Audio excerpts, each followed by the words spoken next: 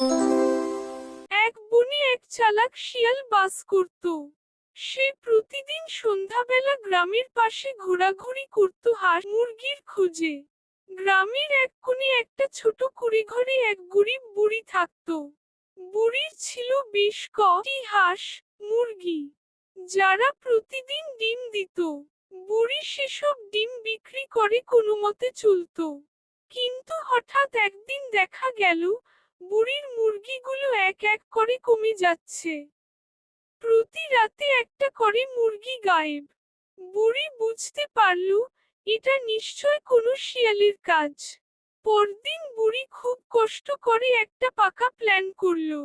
সে একটা মুরগির মতো পুতুল বানালো, তার গায়ে মধু মেখে দিল, আর মাথায় একটা টুপি পরিয়ে রাখলো মুরগির খোয়ারের পাশে। তারপর নিজে একটা মোটা লাঠি নিয়ে লুকিয়ে থাকলো।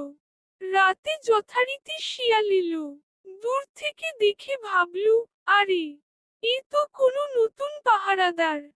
দেখি একটু কথা বলি। শিয়াল বলল, ও পাহারাদার ভাই, কেমন আছো? পুতুল কোনো উত্তর দিল না।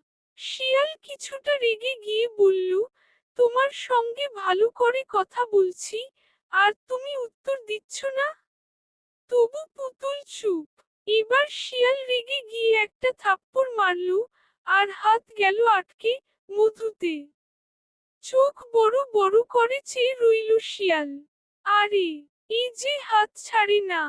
আরো একটা থাপ্পড়, আরেকটা হাত আটকে গেল।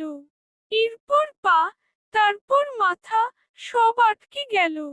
ঠিক তখন বুড়ি বেরিয়ে এলো লাঠি নিয়ে। এইবার বুঝলি মোর মুরগির দাম কেমন? শিয়াল কান ধরল। বুড়ি মা, আর কখনো আসবো না, মাফ করে দাও। বুড়ি তাকে ছেড়ে দিল, তবে একটা শর্তে। এখন থেকে তুই প্রতিদিন আমার গাছে থেকে ফল পেড়ে দিবি।